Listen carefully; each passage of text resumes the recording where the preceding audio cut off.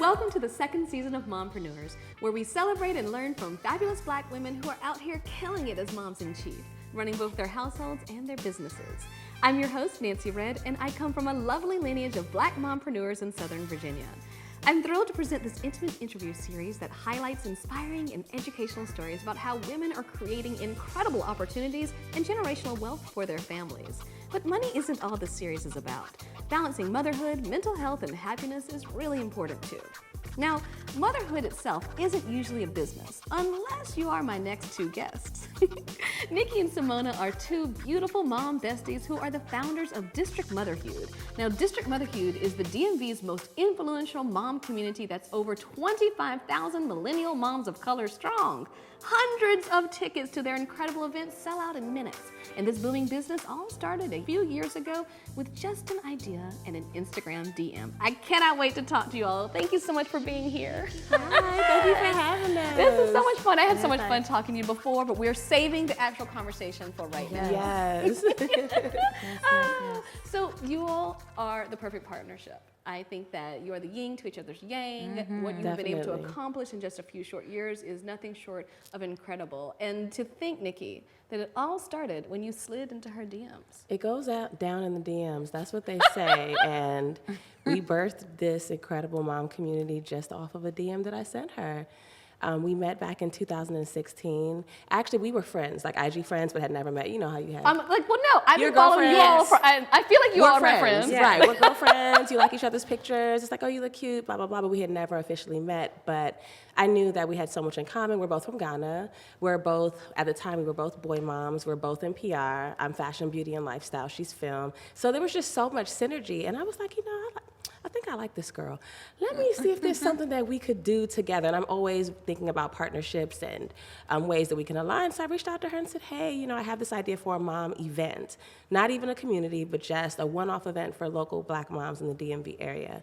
And this is in 2016, so there's nothing around that really exists like that. Like, there are other mom communities, but none for our demographic.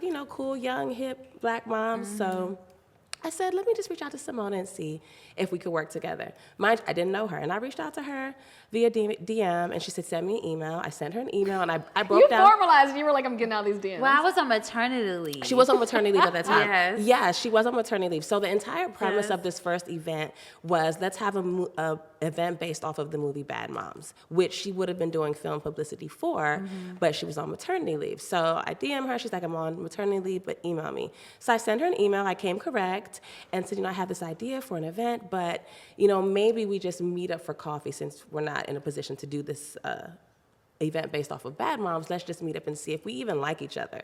Because again, we only know each other virtually via social.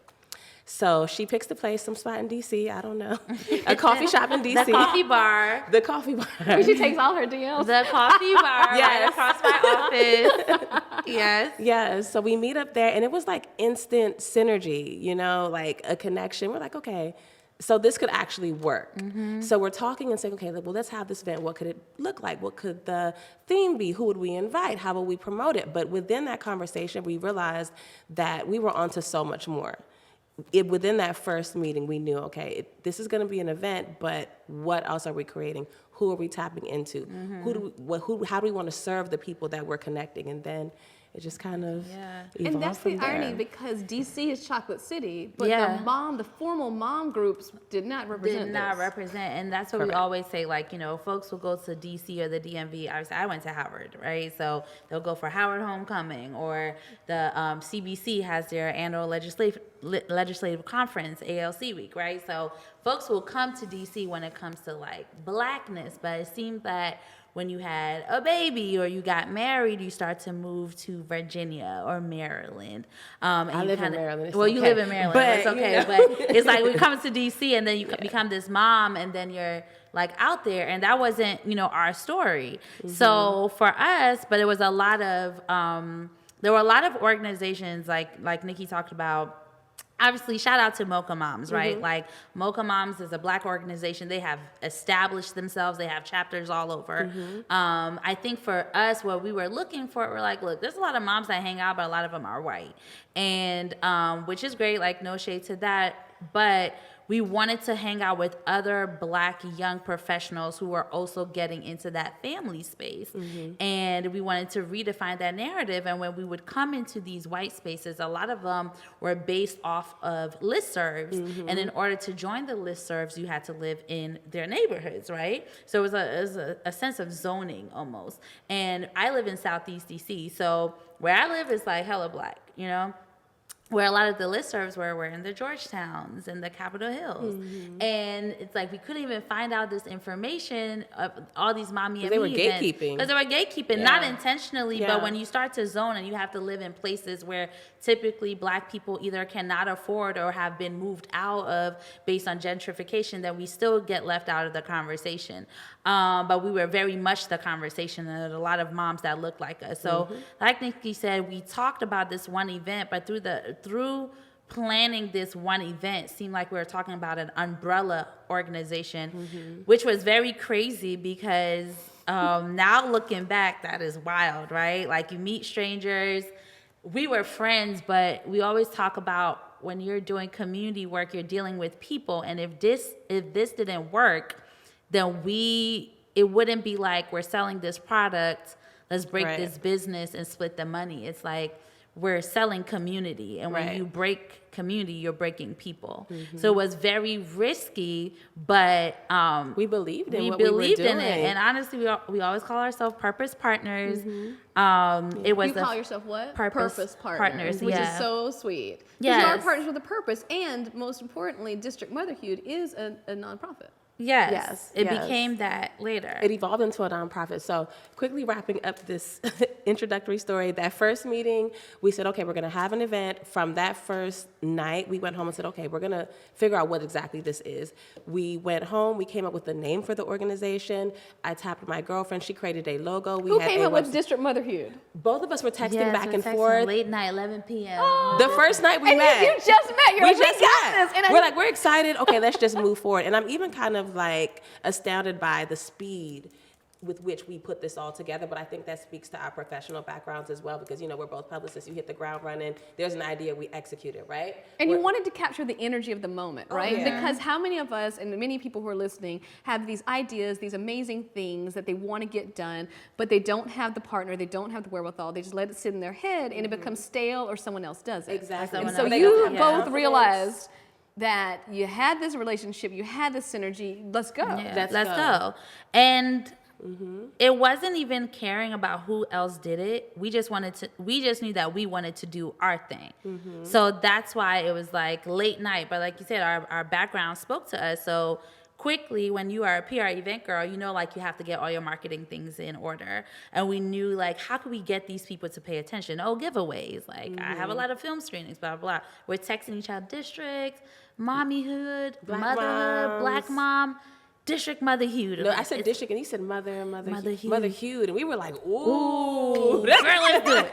You did that. And we woke up the next morning, and her friend had a logo, website, Instagram page, everything. And then we just used the next 3 weeks while we were planning the event, finding a venue, we were also doing promotions.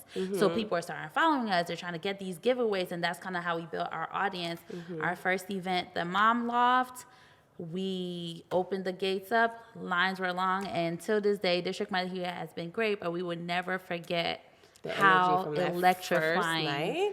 We were looked at each other like, back then it was only the two of us with a couple friends. Now we have a team, but it was like she and I flipping this room. We had you just had a baby. Minutes. I just had a 3-month-old at that point. Yeah, and now you're starting this whole new baby. Starting a whole new, and we didn't even know what it would evolve into. Like us sitting here in this space, and even looking at the Momprenuers, which we'll discuss later, and District Motherhued being 28,000 moms strong, and that's our new initiatives. We never saw this.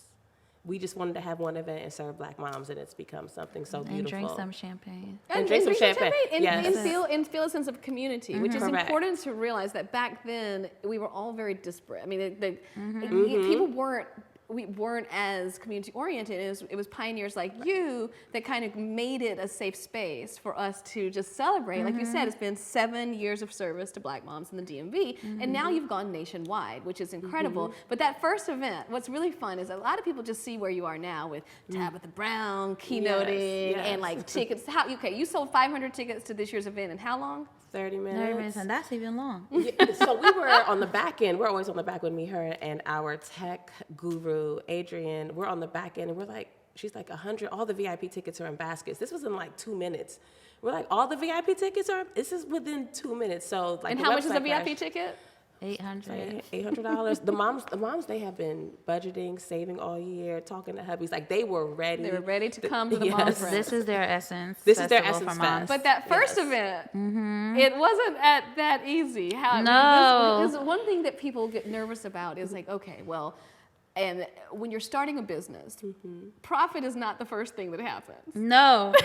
That first event, we charged $25, and I remember even calling our friend Shawnice and trying to see if our $25 was justifiable. And I think that's one thing I love about District Motherhued is we've always tried to make sure that the money made sense, because we knew that $25 for a ticket meant X amount for the babysitter, X amount for the clothes and the outfit and blah, blah. And we just wanted to make sure that no one would leave this space feeling like their money was got. Because we live in a city where people get charged beaucoup money for like networking events and all that stuff. And they typically do. And they do. Such little like ROI on that investment. Exactly.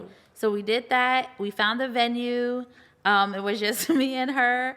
We came up, we got our first sponsor, which was Industrial Bank, a Black-owned bank. They gave us $200. $200. You were in it. You were like, yes, we're gonna do it. We got a food sponsor to like come deliver. We're perfect. We sold 50 tickets. We're great. Literally 3 days before, I think 48 hours before, the company, the restaurant was like, sorry, we can't do it.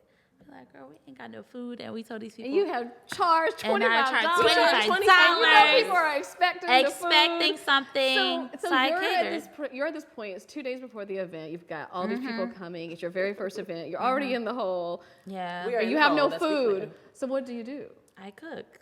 You cook. I cook for all these people. And I pull up to her house. She got the chicken going in the oven, the seasonings. I'm like, wow. You know, the pasta salad. And the funny thing now is anybody that knows me now, they know I only cook 2 things: spaghetti and tacos. So I don't know. But that night she had a full spread. Okay. And all the moms said the food was exceptional. It was exceptional. Before I had kids, I used to throw a cookhouse all the time, and my thing was chicken wings. So I had just made all the chicken wings and pasta salad, and I'm going to Costco, put in this in Nikki's car. At that point, we had her car, my car. No, I think my car had gotten stolen that week. I think it did get stolen. Of course, like Jackie. Welcome to DC. Yes. I woke up that morning and my car was gone that week. So you didn't even have a car to So put we didn't the have a chicken car. wings So we in. had to call our 2 girlfriends to load in. Our first sponsor gift bag was that Maya? Who was it? Somebody. Who was it? So we're doing gift bags, loading in our friends' cars, driving in rush hour traffic in DC. The venue had no parking. So we're pulling up in front. Our event started at 7. We pulled up to the thing at 6:40. We had 20 minutes. We're unloading. We're pulling out the food, chicken wings, sauce, all over Nikki. Juice. To this day. Think about my car. There's a stain in my car. Oh, but it's the special stain. Because it represents 7 years together of creating and we this did community. It. And you went from there and you grew. And we grew. And now here you are today. And so while that first event was not profitable, today here you are selling out in minutes, people being really excited, and just a premier organization that everyone knows about. I mean, I've been following you all for years, and to think that it started with some chicken wings in a car after your car got stolen is very inspiring. That first event was not profitable, but it was really magical. We left that event like, we're on to something. This is something. This space is amazing, and it just grew from there. So one of the interesting things is both of you have said that you're 2 of the least likely people to have this national platform, which I disagree with. But why did you say that initially, that you think that you're one of the least likely people to have this national platform? I think because like we're not shiny and polished, you know, we are very like personable and authentic. If you ever go on my IG stories, you'll see me wig off, kids running everywhere. You don't know what you're gonna get, right? We're not putting, But that's us in general. You're not gonna see us front for anyone, but also like our personal journeys. I had my oldest son when I was 16 years old. I am now married to my high school sweetheart, but like this trajectory that I am on and have been on, nobody expected this from me. They expected me to have this baby and, you know, not gotta go to college, not, you know, marry my husband, not be successful, but it's the complete opposite. My son is graduating from Howard next month, and I'm so excited about it. But I mean, then we also have this national platform where we pour into thousands of moms, Black moms, not only in the DMV, but nationally. And who would have thought that as a teen mother, you know, so. And at that point, my husband now, but we actually had our first 2 kids while we were broken up. So I was Revenge, baby. Yeah, it took 2 to decide. Okay, I guess. So our 3rd kid was our actual first kid being married. But I think I always say, like, I remember when I was pregnant with Sebastian, and just feeling so empty because we were not together, and there was no plan to be together, and never in my life, like, I had just moved into this apartment in my favorite neighborhood in DC, Navy Yard. I was like, I have arrived, a 20-something Black girl in DC, checked off, you know, grad school, bachelor's, this, that. And then you're pregnant with your ex-boyfriend. And my mom, both of our parents are from Ghana. My mom's from Ghana, and she's just like in shock. Okay, I'm scared to call her. She's like the disgrace. The disgrace. Wow. Like, you disgraced me. She hangs up the phone, but she calls me back an hour later, and she's like on board, right? Of course, that's mom. That's mom. So Yes. I will say that, but I think knowing, I still remember that pit, you know, in my stomach. So to know me standing on that balcony, feeling like, what have I gotten into? And then now to see us like on this stage, you know, kind of galvanizing, like, you know, it's truly just like all God, which is why we don't take that mercy and grace that we had for granted, because this is just the same way God truly like met us where we were, is how good we feel when we do the Momprenuers and they're saying, oh, I've experienced this. Like, we don't even like to take like the glory or the credit, because every time we see that, we're like, oh my God, they're experiencing God in the way that we experienced them when He also saw us and like gave us a chance. So that's But why. you know, and giving a chance is one thing, but taking the opportunity is another, because you both took it and you ran with it. You turned difficulty into a shared experience, because it's really hard being a mom of color. It is really hard, and finding a community, being able to talk to someone who shares your experience. It's incredible how I personally think you're the most likely people to have created this, because you understand what it's like to not have that community, to not feel like an insider. And so when we're sitting here, it's very interesting that the legacy that you're creating has to do with where you come from as a mother and as a parent. Did you always want to be an entrepreneur? Were there entrepreneurs in your family prior to you? Are you the first entrepreneur, Nikki? I am the first entrepreneur in my family. To this day, I don't even think my mom, she doesn't even know what I do. Like, so I'm a publicist by trade, fashion, PR, and beauty, and I've contracted and interned with agencies, but I started my own agency in 2011. And, you know, us both being from Ghana, you know, you have an expectation. You go to school, you get your degree either in engineering, lawyer, doctor, medicine, tech. These are the preferred careers, and anything outside of that is like, okay, well, what are you doing? And then you get your good job and you go on about your day. So when I graduated from Bowie State University in Maryland, I moved to New York, and there I'm like, you know, I'm going to intern, and they're like, what is that?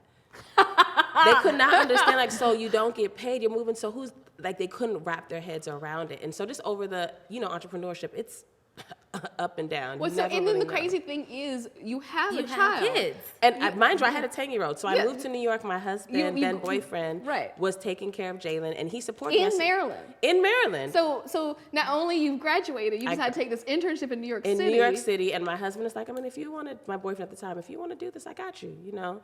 And money was tight, you know, but so I was working in New York every week and coming home every weekend, and my parents were just like, I don't understand what it is that you're pursuing. And I'm like, I want to be a publicist, and I want to work in fashion, and I have to be in New York. And so, I mean, my trajectory has been wild, and now, you know, in-house at an agent, or in-house for a beauty brand, and then we also have District Motherhued. But they don't understand entrepreneurship and what it could ultimately end up looking like. I never saw an entrepreneur in my family. I didn't really wasn't exposed to too many entrepreneurs, but I just knew that I want to do what I want to do.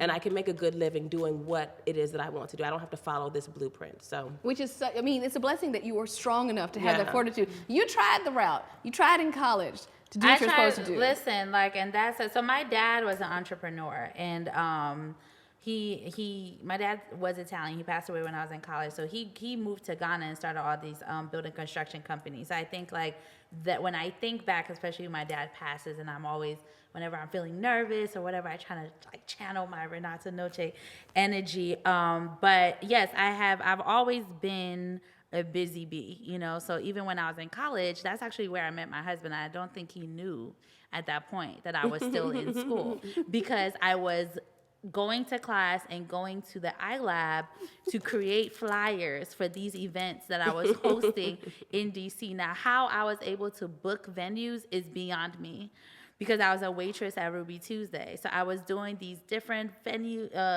I hosted this thing called Afrofusion, where I was highlighting all these artists and jewelry makers or whatever. Then I also ran a company called Bringing Love Back to the City, where I did matchmaking and speed dating. So that's kind of the Simona that the DC folks who are not parents know. This girl was throwing events, and I did a bloggers event, and that's where my husband came from, Panama Jackson, who founded via Very Smart Brothers.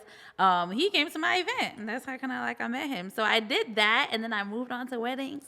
And then District Motherhued came, and honestly, it has now taken up so much of our time that now that is the thing, but we get to marry PR events. I was going to say, look at these transferable skills, though, right? Because she's the event girl. I am the PR girl. When you put the two of us together, magic happens. And when we met, she's like, do you like doing events? I'm like, no, I don't. And she's like, but you do PR, yeah? But do you like events? Absolutely not. So it's just God, you're so funny, because now we have a nonprofit that specifically throws intimate, large-scale events for moms regionally and nationally. And thankfully, we have Simona to manage the event side, and then I oversee all the PR sponsorships and things like that. And it's also a testament to finding people that don't overlap skills and keep trying. Are you still doing speed dating? No, but those skills transfer. I think one of the things about being a serial entrepreneur is you're going to have a bunch of quote unquote not failures, but not successes. Yeah. But each one leans into the next opportunity. Like the first event that was not profitable. How much money approximately do you think you may have quote unquote lost on the first event? I know we were red. We were red. I know that for sure. At least since we're still as a small event, maybe 2,500. I was gonna.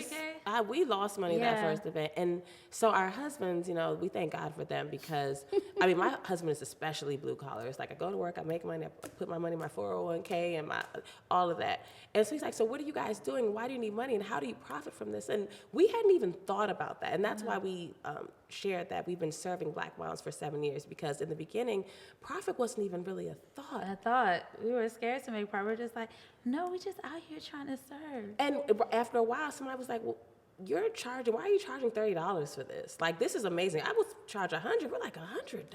Why would you do that? Why? Because we just wanted to serve women, and we also don't want to waste people's money.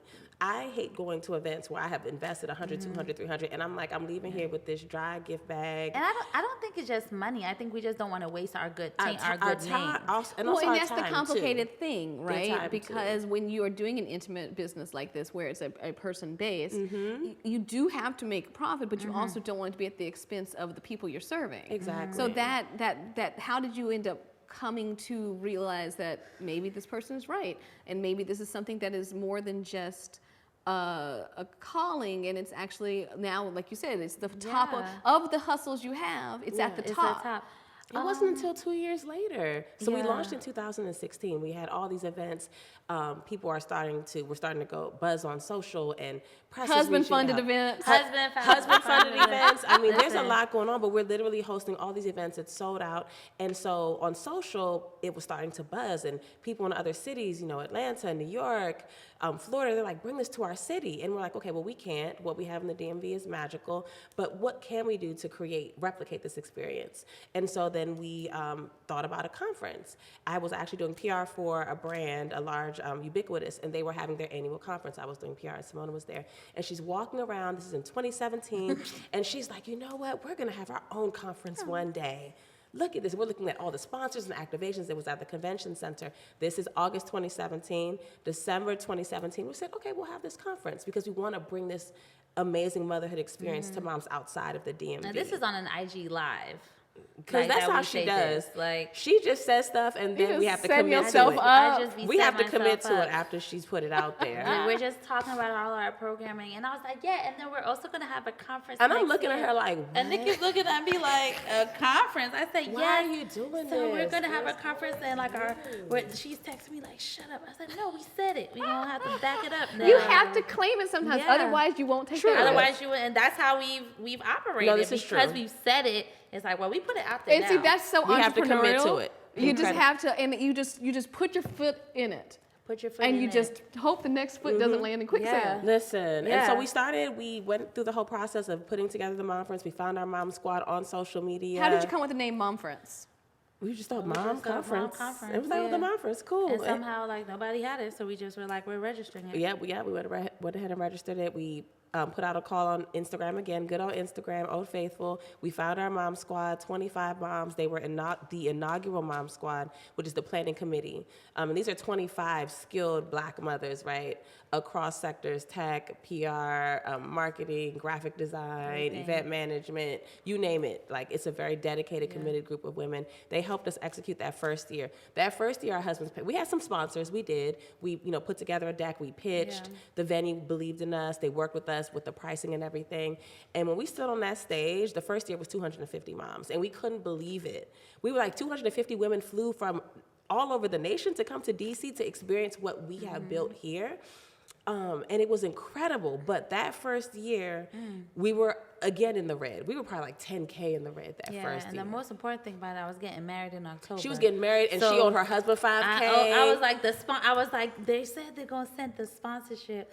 And every time the company would be like, 30 days. And I'm like, we didn't understand that 30, net 60, net 90. Yes. Like, these And are all that's the things we thing, learned. and that's why, when you're new to this, it's almost impossible without support. So Exactly. everybody that I have Yeah. I've taught to, myself included, if you do not have support in some way, whether it's a grant, whether it's a man, whether it's your Correct. mama, Correct. You need someone who is your sponsor. Yeah. Not just but actually not just a mentor, but someone who got you while you're waiting for that You cash need to come liquid in. cash, You like need liquid yeah. cash. Yeah. Well, and then so at this point you've invested quite a bit. It's very invested quite a successful, bit, but yes. it's not profitable. What are husbands saying? Like, Husbands are pissed. They're like, we want our money. She's It's getting like, married in I'm getting October. married. It's like, if we don't get this money back from the sponsor, you ain't getting your You're not flowers. getting a wedding. Oh, no. You're not. My You're husband not. was like, I the want bill a couple. for the florals are here. This company owes us this, which, like, if they don't give it back, no florals for you. So I was very transparent. And she's with the texting me company. like- I emailed them. I said, excuse me, Yeah. I need this money back because I am getting married in a month, and I will not have floral arrangements. Run it to us. And I think It was like 120 days. okay, and it But- was just a lot. I think 2018, that after that conference, so by this time we've been doing District Motherhued for 2 years, and then that was our inaugural year of the conference. And everyone left that conference just, life changed, this is amazing, it's iconic, press is there, and they are thinking that Simona and I are like caking it because they see us on Black Enterprise. Welcome and to Essence the and struggle. this. And it's like, yo, we are literally 10K in the hole, but we're happy that you feel fulfilled, and we genuinely And are. we had a good time. And, I mean, but we loved it, but at that moment, it clicked like, okay, we're doing hard work. Hard this is work. community management, this is event management, this is publicity. Like, we should be compensated for this work. So it wasn't until 2019 when we went into our second year of the conference and third year of District Motherhued that we're like, okay, how do we monetize this? But that just goes to show our heart and our intention. We weren't thinking about money. It's like, how do we make sure these moms have a great time, and also provide what we said we would, stand on our word. We said we're going to give you this incredible experience. It's next level, and you're going to meet your mom tribe and all this. How do we stand on that? But we didn't think about profit till 2019. But now that you have, I think a good lesson is to, because you're fortunate to have the ability to keep going until you can get to that point where you're comfortable. But I think one interesting thing, especially as Black women, we are just taught to give and give and give.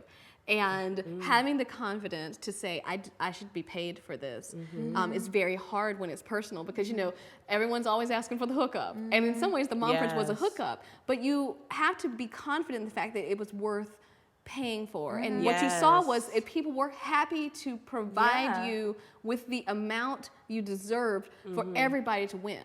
And we don't live in a community anymore where you can do stuff for free. Absolutely not. And our tickets at that point was like $150. So now to jump from that to now, but like we said, we recognize, and even still now, it's a struggle. Like there are times where we see other people charging their worth, right? Or charging whatever they want to charge. And we're like, I don't know if we can. And we have to constantly be reminded that, look, we're a nonprofit now. And some people actually have their careers at nonprofits, right? Like, this is what we do. There are multi-million-dollar nonprofits. Right, and we're doing the work. And this is ours. Yeah. And we spend endless amount of time, like newsletters. We have teams. We have like, this is a career. Like, if people can build businesses from different things and we are actually seeing the ROI in this, we're seeing different people come in, subscribers, all this stuff, then this is a business. And if we're going to invest our time in it, then we have to make sure that we're respecting our time in order for people to respect us. But like I said, or like Nikki said, you have to understand that like successful entrepreneurship, or in this case, mompreneurship, comes with you truly believing that what you're doing matters and makes sense. And you can identify a need for it, whether people come after you or before you. If you're able to say like, this is where we're going to do and thrive. And now we're able to quantify, like, this is how much time we put in this. We need to be paid for this. So even this is our reach. This is our reach. Demographic. This, I mean, like we mentioned, 500 tickets sold out. Well, and that's a sign. Y'all need to raise these prices. If 500 tickets sold out, and all of the $800 So she and I, tickets- every year we go over pricing. Every single year. We also look at other conferences. We look at the Essence Fest. Well, Essence Fest, that's another stratosphere. But we look at the Culture Cons and the Afrotex and, all these other conferences. And it's like, we could absolutely charge that. But we also still want it to be accessible because we are mothers. We have multiple kids. We were talking about earlier, it's time to buy spring clothes. Yeah. So it's time to do all these things. And moms, we always put ourselves last. So we don't want to overprice Momprenuers to where a mom that desperately needs and even this $800 is not always accessible. Of course not. Like $800 is not accessible. But the fact just that $800. it's sold out in mere minutes is a great sign that there's a demand. Yes. And I think what's really great about what you're doing as role models in business streets, because there are a lot of people who maybe they live in Hawaii, maybe they live in California, that they want to do something. They want to maybe have an event business. Is when you don't want to raise those prices and to the point where they're not affordable, what you can do is you can expand the business, like what you're doing with your membership service, right? Exactly. So talk to us about that, because I think one of the interesting things, we see everyone trying to start the Patreon, the OnlyFans. This is like right. Seems like y'all have God, it is. y'all have an OnlyFans for moms. We have an OnlyFans for moms. We technically do have an OnlyFans for moms. But to go back before the OnlyFans for moms is having to, she said like a lot of these conferences charge a lot of money. A lot of people see these other conferences as, I'm going to learn a new skill. We're still in the space where motherhood is prioritized as learning a new skill in motherhood, right? Like some people are like, oh, you want some mommy or what they charging? Like, it's just a bunch of moms hanging, where you're actually like everything we're doing, especially as women, like you're learning how to like discipline. You're learning how to like, nutrition for kids, like put your kids in college. My favorite is you're learning sex after baby. Okay, mommies between the sheets. Yes. But you're doing all these things, but on the outside, people still don't regard it as a culture con or other things because they see it in fact truly is. But could we also incorporate entrepreneurship? Last year's theme was legacy, so there was a lot of emphasis on what are we leaving for our children, estate planning, all of these things. And then on the flip side, there's raising kids with disabilities. Like, we touch on every single aspect it's a Mommy University. Black motherhood. Yeah. So why would we not charge for it? You actually refer to it as HBCUs. Yeah, so it's HBCU for moms. Which I think that's the difference between Mommy University, because that's why I have the shows, because I want people to see people making bank, doing great things in the community that look like us, who talk like us, who have backgrounds backgrounds exactly. like us, and who are making it Yeah. work. So I think it's incredible. What is your advice, if you don't mind, for anyone who's watching this who feels like they don't have the wherewithal, the background, or the capacity to make their businesses come true? You do. I think that you have to believe in yourself, and you have to just put one foot in front of the other and do the work, because we didn't know what we were doing. We literally just kind of figured it out as we went along. And now I would also say just Instagram is an incredible resource. Google is an incredible resource. Free resources. It's free 99. Like the YouTube, the information is there. Research, genuinely and authentically connect with people. Don't just pull up and be like, hey girl, can you help me? But like really try and foster that relationship and then lean in and say, I'd love to learn more because I want to do X, Y, and Z. Simona and I do that often. We get DMs all the time. How did y'all become so big? What are you guys doing?